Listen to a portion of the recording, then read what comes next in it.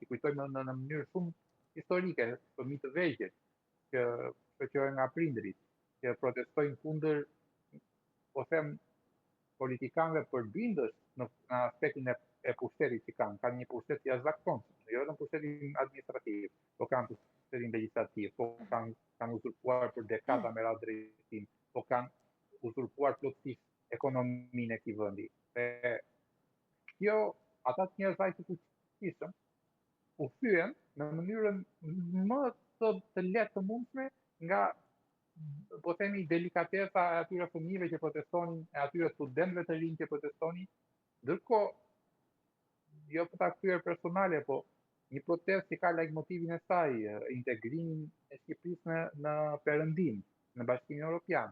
Nuk mund të ketë njerëz me agenda terroriste islamike ose radikale si Dritan Goxhaj. Nuk ka pse të ketë gjëra të tilla. Pra kjo nuk ka pse ai person nuk individualizohet as pak me kauzat e kësaj proteste.